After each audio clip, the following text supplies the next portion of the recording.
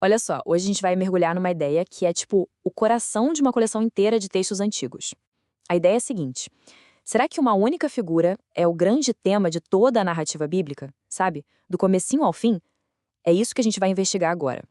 Então, para começar, vamos direto ao ponto, né? A própria fonte já nos joga essa pergunta no colo. Se todos esses textos têm um fio condutor, um tema central, qual seria? Afinal de contas, de quem é que eles estão falando?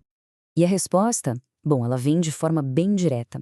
Nas palavras do próprio Cristo, ele basicamente diz o seguinte: olha, esses textos que vocês estudam tanto buscando a vida eterna, são eles que falam de mim. Essa é a base de tudo, a premissa que a gente vai explorar a fundo. Ok, mas essa ideia de que tudo aponta para ele, será que foi algo que inventaram depois? Pelo visto, não. Parece que os primeiros seguidores já entendiam isso como, sei lá, a chave para decifrar a história toda. Vamos ver como é que essa compreensão foi se desenrolando. Então a pergunta que fica é: beleza, se eles acreditavam nisso, como é que essa ideia circulava entre eles?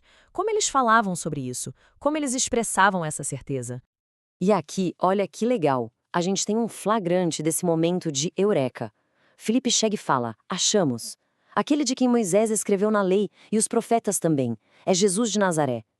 E olha, isso era gigantesco para a época. Porque a lei, ou seja, a Torá, era a base de tudo. E os profetas era, bom, todo o resto.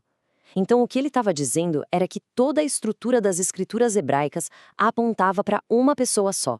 É uma afirmação muito forte. Para reforçar ainda mais essa ideia, vamos dar uma olhada em como o próprio Cristo, depois da ressurreição, usou os textos antigos para explicar a própria história para os seguidores dele. E a dimensão disso aqui é, uau! Não foi só uma citação aqui e outra ali. O texto diz que ele começou por Moisés, ou seja, lá em Gênesis, no primeiríssimo livro, e foi passando por todos os profetas, explicando o que falava sobre ele em todas as escrituras. Pensa nisso.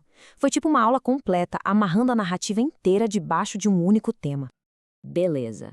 Então vamos fazer uma viagem no tempo. Vamos voltar lá pro comecinho de tudo. Porque, né, se esse fio condutor existe mesmo, a gente tem que conseguir encontrar a ponta dele lá nos primeiros livros. Vamos rastrear de onde veio essa promessa. E essa nossa busca leva a gente direto para o livro de Gênesis, logo depois daquela história da queda. A pergunta é: onde é que aparece a primeira pista, a primeira sugestão de que um redentor viria no futuro? E a gente encontra isso aqui. É uma passagem bem misteriosa, dita ali naquela conversa entre Deus e a serpente. Ela fala de uma briga, uma inimizade que vai rolar para sempre entre a semente da serpente e a semente da mulher. E o ponto alto desse conflito é que um vai ferir o outro, só que olha a diferença. Um vai levar um golpe fatal na cabeça, enquanto o outro vai ser ferido no calcanhar. Uma ferida dolorosa, claro, mas não definitiva. Muita gente vê isso como a primeira grande promessa de todas. Tá, mas a pergunta que não quer calar é: quem é essa semente? A palavra está no singular, né? Como foi que os escritores lá na frente entenderam essa promessa tão antiga? E pronto, aqui está a conexão. Preto no branco. Séculos depois, o apóstolo Paulo vai argumentar que a gramática ali não foi por acaso. O fato de usar semente no singular e não sementes no plural era de propósito. Não estava falando de um povo, mas de uma pessoa específica, Cristo. Ok, então a gente saiu daquela promessa geral, lá do início, e agora vamos mergulhar em profecias bem mais específicas. Porque se a história toda aponta para ele, a gente deveria encontrar detalhes sobre os momentos mais marcantes da vida dele, certo? E vamos começar por um dos momentos mais pesados, a traição. A pergunta é: será possível que até o valor exato pago pela traição tenha sido previsto séculos antes? E a resposta está lá no profeta Zacarias. Um valor cravado, 30 moedas de prata. E aí, quando a gente abre o Evangelho de Mateus, o que a gente lê?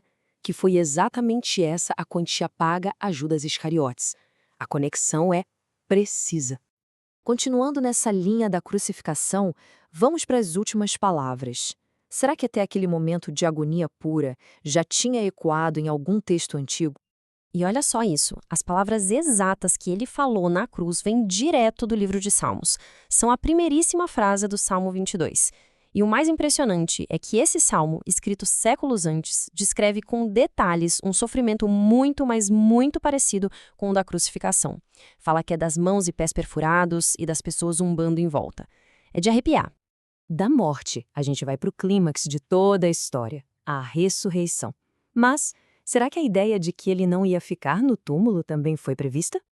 E essa previsão está aqui no Salmo 16. Esse versículo virou peça-chave na pregação dos apóstolos. A lógica deles era simples. O autor do Salmo, o rei Davi, morreu e o corpo dele se decompôs como qualquer outro. Então essa promessa de não ver corrupção, de não se decompor, só podia estar falando de outra pessoa, alguém que ressuscitaria, o Messias. Ok, a gente viu detalhes da vida, morte e ressurreição. Agora, vamos dar um passo para trás e olhar a imagem completa. Qual era o propósito final? A conclusão de toda essa história? Parece que tudo se resume ao estabelecimento de um reino. E o profeta Daniel nos dá uma visão espetacular disso. Ele vê uma figura, que ele chama de Filho do Homem, um título, aliás, que o próprio Cristo usava muito para se referir a si mesmo, e essa figura recebe um domínio, uma honra e um reino que são eternos, que nunca vão acabar. É o grande desfecho de toda a história. Então, depois de passar pela promessa lá em Gênesis e chegar nessa visão do reino eterno em Daniel, a gente chega na pergunta final, aquela que amarra tudo. No fim das contas, o que Cristo é para todas as coisas? E a resposta é essa, simples e absurdamente abrangente.